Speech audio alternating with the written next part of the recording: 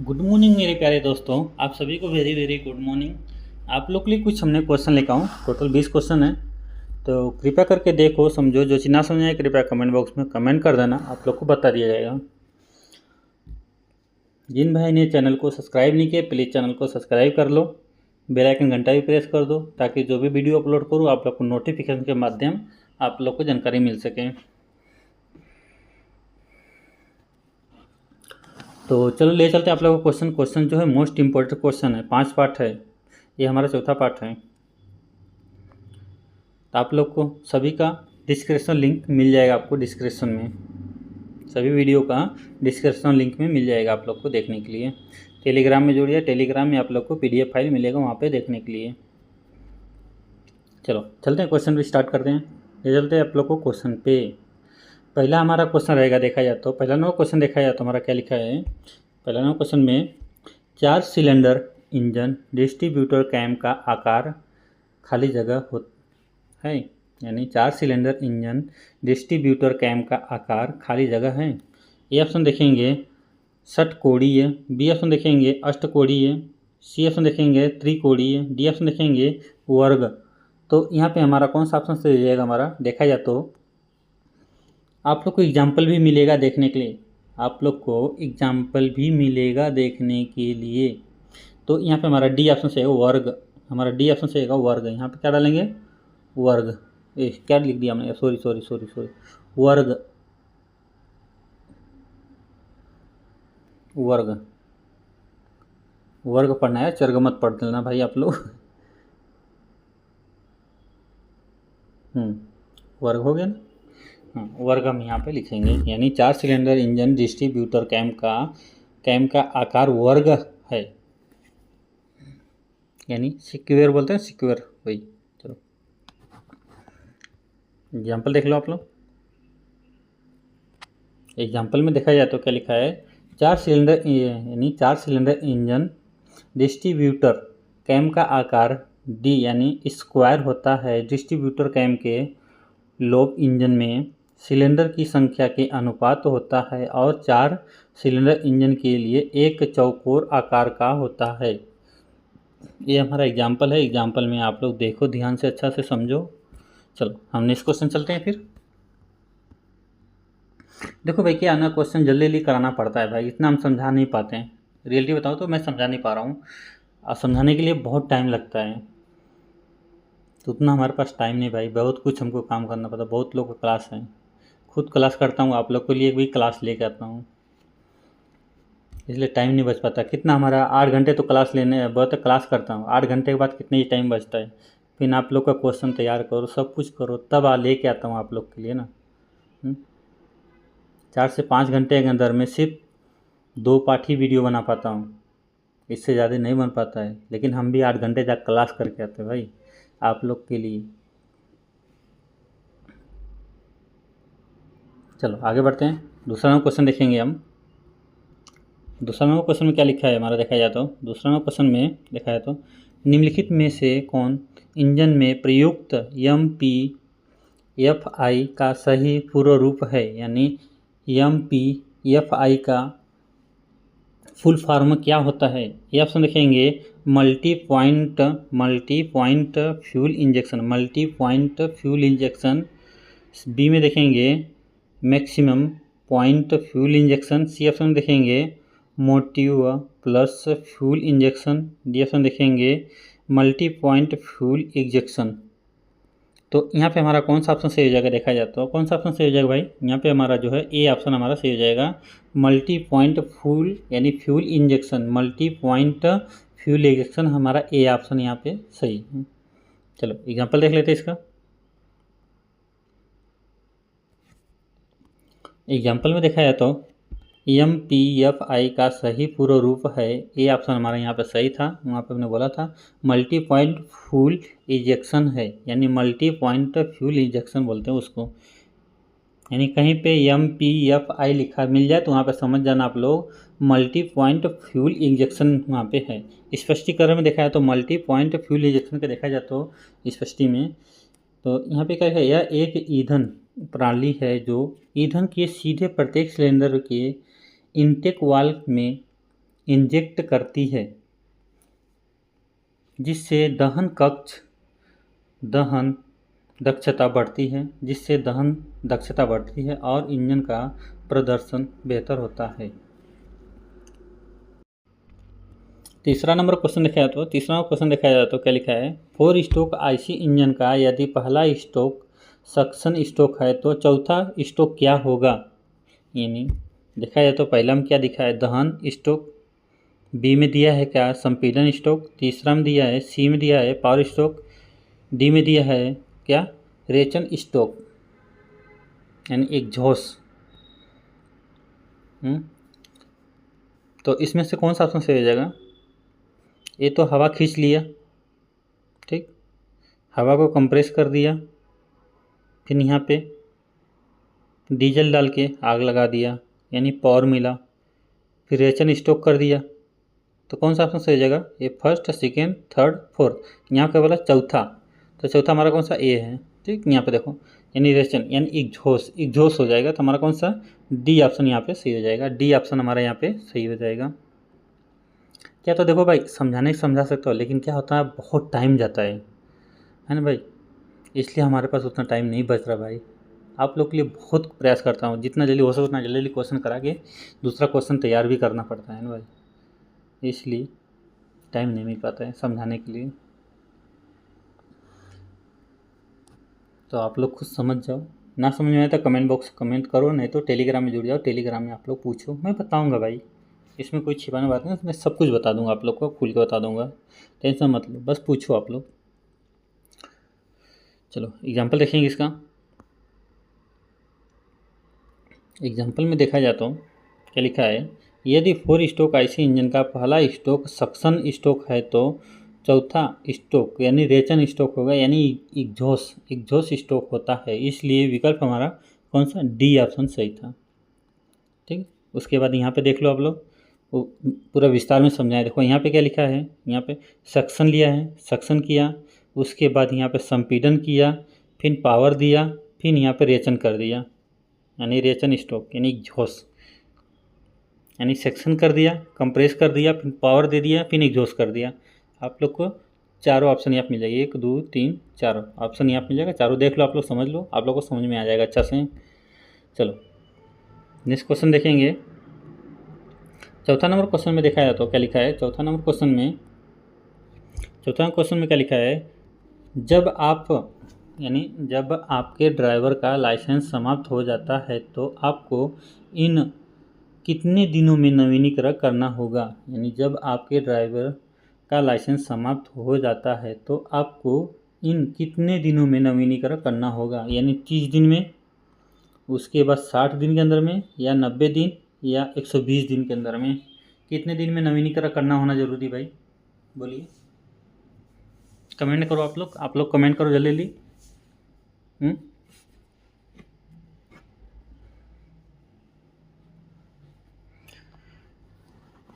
तो यहाँ पे जो सही हो जाएगा हमारा देखा जाए तो जो सही हो जाएगा हमारा कौन सा, ए ऑप्शन यहाँ पे सही हो जाएगा, फर्स्ट ऑप्शन हमारा सही हो जाएगा, 30 दिन के अंदर में करना होता है। एग्जाम्पल देखते हैं यहाँ पे,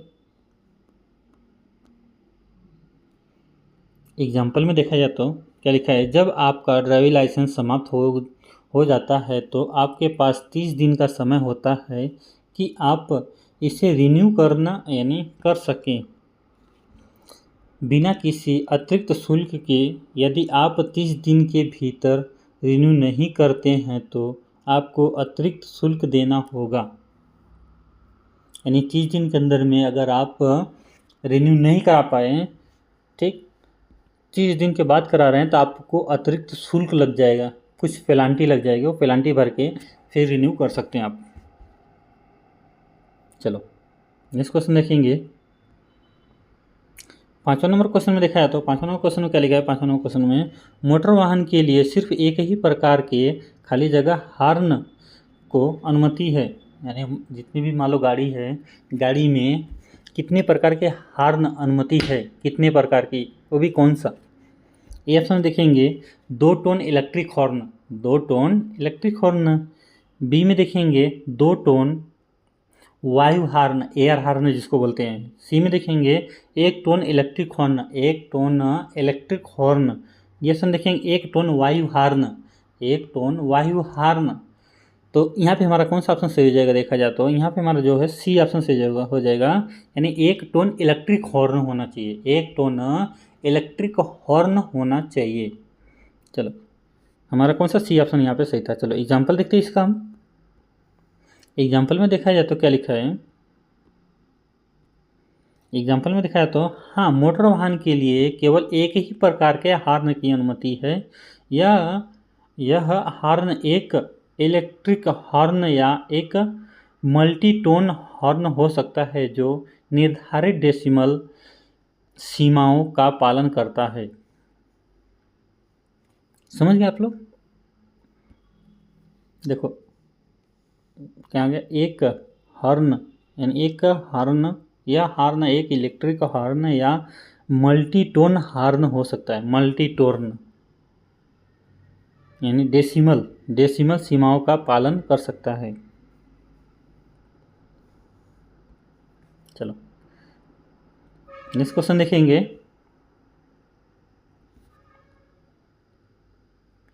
छठवां नंबर क्वेश्चन में क्या लिखा है, यदि आप बाएं मुड़ना चाहते हैं तो आपको अपनी यानी युक्त शुरू करनी चाहिए। यानी यदि आप बाएं मुड़ना चाहते हैं तो आपको अपनी युक्त शुरू करनी चाहिए। ए ऑप्शन देखेंगे सड़क के केंद्र से, बी ऑप्शन देखेंगे सड़क के बाईं ओर से, सी ऑप्शन देखेंगे सड़क के दाईं ओर से, डी ऑप्शन देखेंगे इनमें से किसी भी स्थिति में।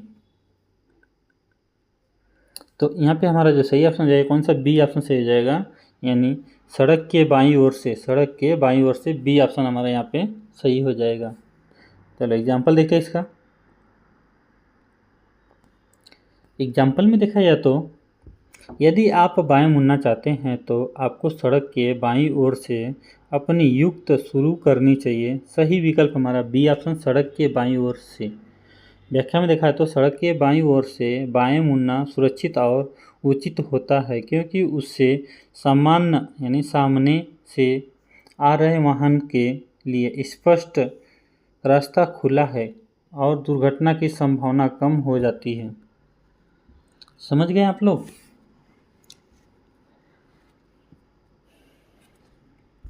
चलो नेक्स्ट क्वेश्चन देखेंगे। 7वां नंबर क्वेश्चन देखा जाए तो 7वां नंबर क्वेश्चन में क्या लिखा है देखा जाए तो 7वां नंबर क्वेश्चन में देखा जाए तो क्या लिखा है, यदि आप सार्वजनिक परिवहन चलाना चाहते हैं तो आपकी न्यूनतम आयु क्या होनी चाहिए। 18 साल, 20 साल, 22 साल, 25 साल। क्वेश्चन क्या बोला, यदि आप सार्वजनिक परिवहन चलाना चाहते हैं तो आपकी न्यूनतम आयु क्या होनी चाहिए। तो यहाँ पे हमारा जो है सी ऑप्शन से होगा, सॉरी 20 हमारा बी ऑप्शन सही हो जाएगा, बी ऑप्शन सही हो जाएगा 20 वर्ष। कितना, 20 वर्ष हमारा बी ऑप्शन सही है यहाँ पे। चलो एग्जाम्पल देख लेते हैं। भारत में सार्वजनिक परिवहन चलाने के लिए न्यूनतम आयु की आवश्यकता 20 वर्ष है।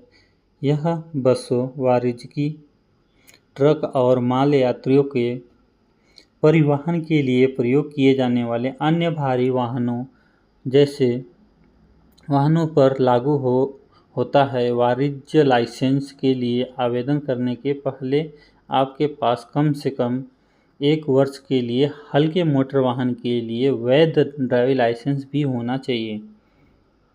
यानी जैसे मान लो लाइसेंस निकालने जा रहे हो हैवी का, तो आपके पास कम से कम 1 साल का कौन सा लाइट लाइसेंस होनी चाहिए, वैध लाइसेंस होनी चाहिए। या तो जैसे अभी क्या पहले क्या बनाते हैं, लर्निंग LL लर्निंग लाइट है ना, लर्निंग लाइसेंस बोलते हैं ना, LL का मतलब लर्निंग लाइसेंस। ये हो गया लर्निंग लाइसेंस हमारा कितने 6 महीने का वैलिडिटी होती है, 6 महीने का वैलिडिटी होती है। 6 महीने के भीतर 1 महीने के बाद 6 महीने के अंदर में जमा करना होता है। वो जमा करने के बाद हमें कौन सा लाइट लाइसेंस मिलती है, लाइट लाइसेंस मिलती है। लाइट लाइसेंस का हमारा जो है वैलिडिटी कितने दिन का रहती है, कितने 5 साल, 6 साल, 10 साल, कितने रहती है आप लोग कमेंट बॉक्स में कमेंट करो आप लोग। मतलब फिर उसके बाद 1 साल होने के बाद हम रिन्यूअल करा सकते हैं इसमें हैवी हैवी वाहन बोलते हैं ना, हैवी वाहन चलाने के लिए, तो उसमें हम रेनुअल कराएंगे 1 साल के बाद। देखिए 1 साल पुराना होना चाहिए। चलो नेक्स्ट क्वेश्चन देखेंगे। 5वां नंबर क्वेश्चन में देखा है, तो 5वां क्वेश्चन में क्या लिखा है, निजी वाहनों के लिए आवश्यकता रिकॉर्ड है, यानी निजी वाहनों के लिए आवश्यक रिकॉर्ड है। ये ऑप्शन देखेंगे यानी GCR बीमा प्रमाण पत्र, पंजीकरण प्रमाण पत्र। बी ऑप्शन देखेंगे बीमा प्रमाण पत्र, पंजीकरण प्रमाण पत्र, ड्राइविंग लाइसेंस और PUC प्रमाण पत्र, पॉल्यूशन अंडरस्टिंग यानी अंडर सर्टिफिकेट, है ना। उसके बाद सी में देखिए तो परमिट, ट्रिप सीट, पंजीकरण प्रमाण पत्र। डी ऑप्शन देखेंगे बीमा प्रमाण पत्र, पंजीकरण प्रमाण पत्र या परमिट ड्राइविंग लाइसेंस। तो इसमें से हमारा कौन सा ऑप्शन सही हो जाएगा देखा जाए तो 5वां में देखा जाए तो हमारा जो सही हो जाएगा, कौन सा सही होगा भाई, जिसमें देखा जाए तो हमारा बी ऑप्शन यहाँ पे सही हो जाएगा, यानी बीमा प्रमाण पत्र होना चाहिए, पंजीकरण प्रमाण पत्र होना चाहिए, ड्राइविंग लाइसेंस होना चाहिए, PUC प्रमाण पत्र होना चाहिए, PUC होना चाहिए, फिर प्रमाण पत्र भी होना चाहिए। चलो एग्जाम्पल देख लेते हैं। एग्जाम्पल में देखा जाए तो क्या लिखा है, बीमा प्रमाण पत्र, पंजीकरण प्रमाण पत्र, ड्राइविंग लाइसेंस और PUC प्रमाण पत्र। यानी स्पष्ट में देखा है तो भारत में निजी वाहन चलाते समय आपको निम्नलिखित आवश्यकता दस्तावेज साथ रखने होंगे। क्या, बीमा प्रमाण पत्र, वैध वाहन बीमा का प्रमाण पत्र, उसे पंजीकरण प्रमाण पत्र, RC रजिस्ट्रेशन सर्टिफिकेट। यह दस्तावेज वाहन के पंजीकरण और स्वामित्व को उत्पत्ति करता है। उसके बाद देखा जाए तो ड्राइविंग लाइसेंस वाहन के कानूनी रूप से चलने की आपकी दक्षता का प्रमाण पत्र, यानी प्रदूषण नियंत्रण PUC प्रमाण पत्र। यह प्रमाण पत्र पुष्टि करता है कि वाहन का उत्सर्जन स्वीकार्य सीमा के भीतर है।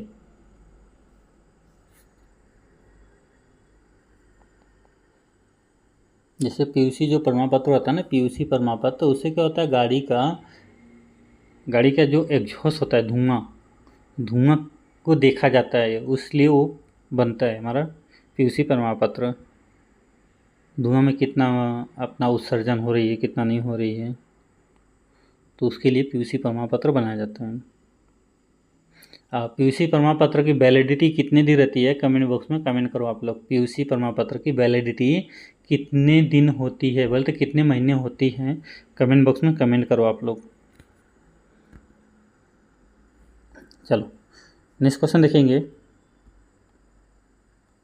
9 नंबर क्वेश्चन में देखा है तो 9 नंबर क्वेश्चन में क्या लिखा है, त्रिभुजाओं में यातायात संकेत के मूल प्रकार देता है। यानी त्रिभुजाओं में यातायात संकेत के मूल प्रकार देता है। क्या देता है, पहला ऑप्शन देखें आदेश, बी में देखेंगे निर्देशक, सी में देखेंगे सूचना, डी ऑप्शन देखेंगे चेतावनी। तो त्रिभुज में क्या देता है भाई, चेतावनी देती है। हमारा कौन सा डी ऑप्शन यहाँ पे सही हो जाएगा, चेतावनी देती है। त्रिभुज में क्या देता है भाई, चेतावनी। डी ऑप्शन हमारा यहाँ पे सही हो जाएगा। चलो एग्जाम्पल देखो। एग्जाम्पल में देखा जाए तो त्रिकोण में ट्रैफिक संकेतों के मूल प्रकार, डी चेतावनी देता है। यानी डी हमारा जो है चेतावनी देता है, डी ऑप्शन हमारा सही होगा, चेतावनी देता है। यह संकेत ड्राइवरों को आगे सड़क पर संभावित खतरों या विशेष परिस्थितियों के बारे में सचेत करता है। चलो नेक्स्ट क्वेश्चन देखेंगे। 10 नंबर क्वेश्चन में देखा जाए तो क्या लिखा हमारा, देखा जाए तो 10 नंबर क्वेश्चन में देखा जाए तो दिया गया चित्र अनिवार्य संकेत दर्शाता है। यानी ए ऑप्शन देखेंगे रास्ता छोड़ें, या सी में देखेंगे पार्किंग नहीं, डी ऑप्शन देखेंगे, बी ऑप्शन देखेंगे रुकना, डी ऑप्शन देखेंगे अंदर जाना मना है।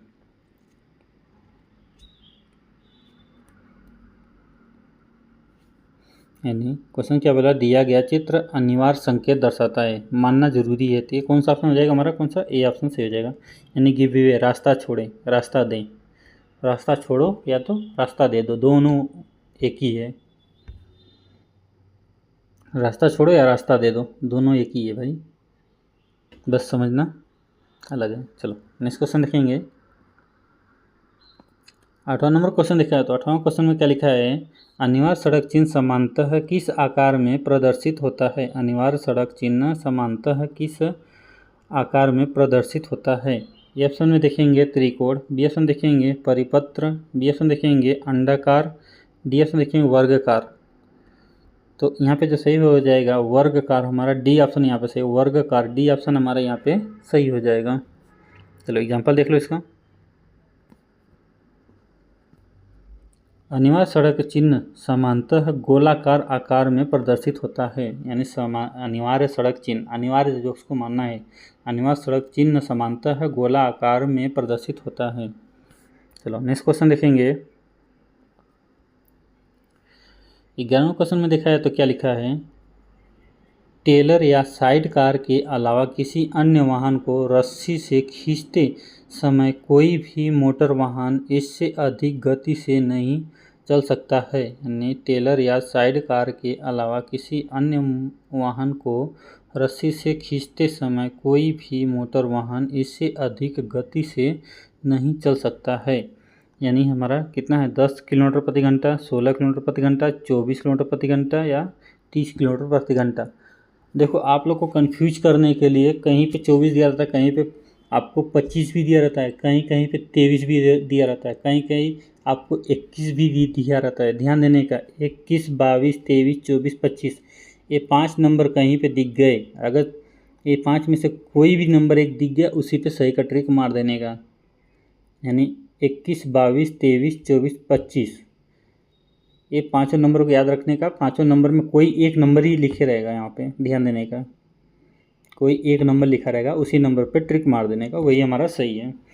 24 नहीं दिया रहेगा तो 25 दिया रहेगा, 25 नहीं दिया रहेगा तो 23 दिया रहेगा, ऐसे कुछ तो दिया रहेगा। याद रखने का, ये 5 नंबर में से कौन सा भी एक नंबर दिया रहेगा, तो ध्यान देने का आप लोग। तो कौन सा ऑप्शन हमारा सही हो जाएगा यहाँ पे कौन सा, सी ऑप्शन हमारा सही हो जाएगा, सी ऑप्शन हमारा यहाँ पे सही हो जाएगा।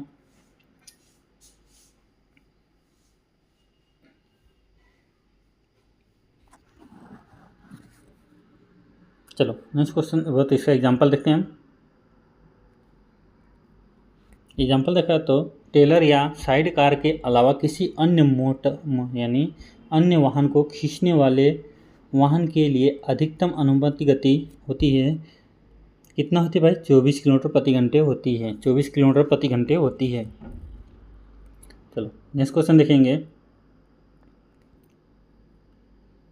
12 नंबर क्वेश्चन में देखा है तो क्या लिखा है, 12 नंबर क्वेश्चन में देखा है तो क्या लिखा है, दिया गया चित्र अनिवार्य चिन्ह का संकेत दर्शाता है, अनिवार्य चिन्ह का संकेत दर्शाता है। ए ऑप्शन देखेंगे हाथ गाड़ी निषेध है, बी ऑप्शन देखेंगे कार्य यानी कार्य प्रगति पर है, सी ऑप्शन देखेंगे पैदल चलने वाले को मनाही है, डी ऑप्शन देखेंगे प्रवेश निषेध है।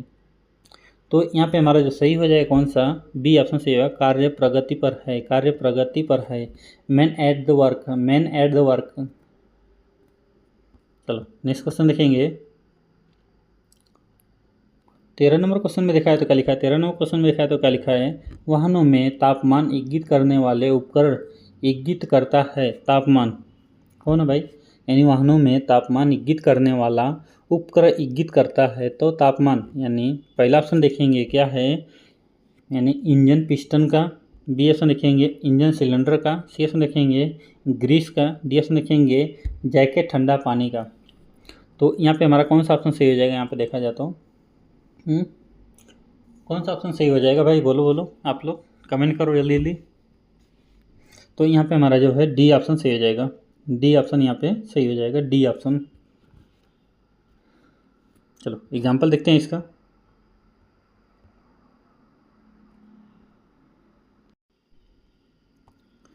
एग्जाम्पल देख लो, वाहनों में तापमान सूची यानी सूचक यंत्र डी जैकेट कूलिंग वाटर के तापमान को इंगित करता है। यह उपकरण इंजन के कूलिंग सिस्टम के भीतर घूमने वाले शीतलक के तापमान की निगरानी करने के लिए डिजाइन किया गया है, जिससे यह सुनिश्चित होता है कि इंजन सुरक्षित तापमान सीमाओं के भीतर संचालित होता है।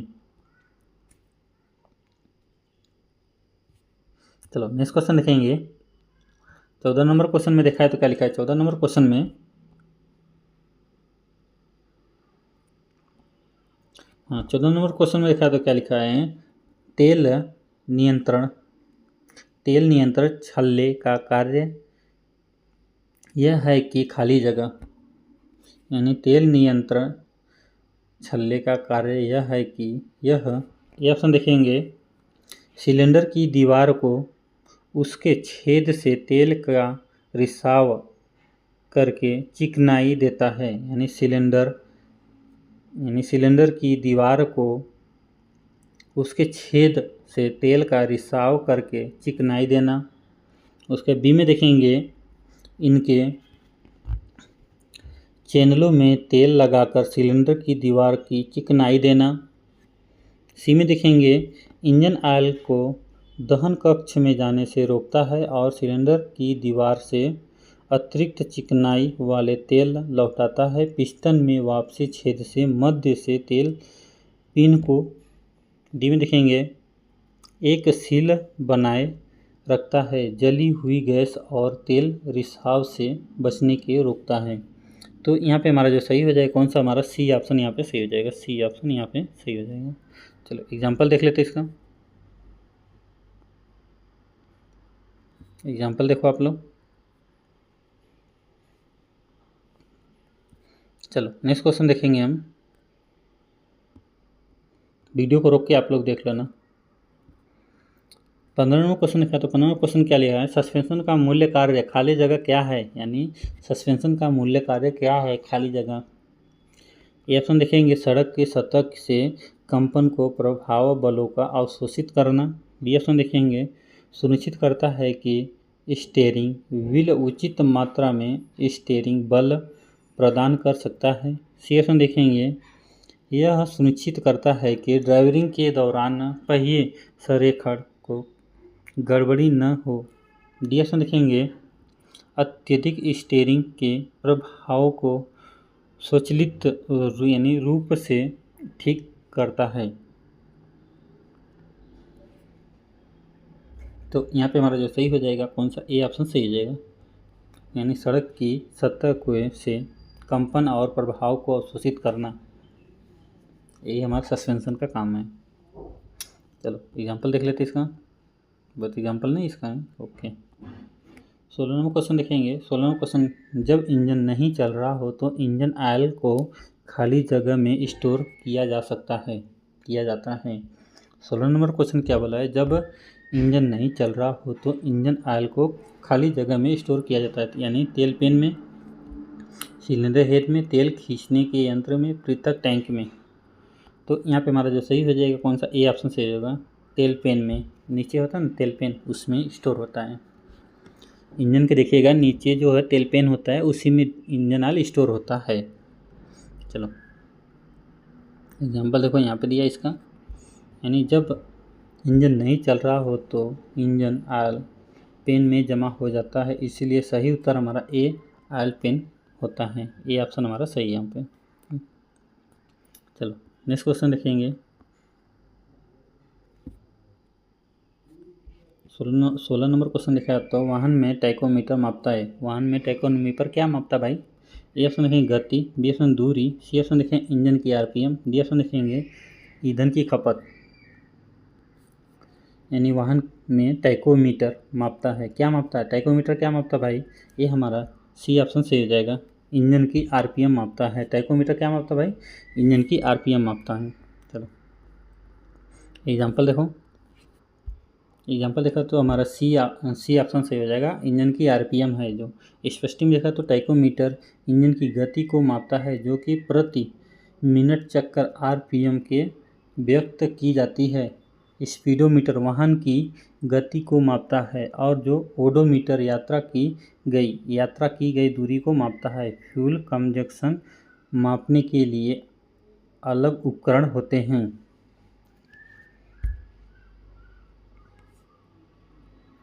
चलो हमारा क्वेश्चन इसे समाप्त हुआ। मिलते हैं नेक्स्ट वीडियो में। गुड बाय दोस्तों, टेक केयर, और चैनल को सब्सक्राइब कर लो, बेल आइकन घंटा भी प्रेस कर दो भाई। सभी के पास वीडियो शेयर कर देना भाई। आप लोग को पीडीएफ फाइल मिल जाएगा टेलीग्राम में आप लोग को देखने के लिए। चलो दोस्तों, गुड बाय दोस्तों, टेक केयर।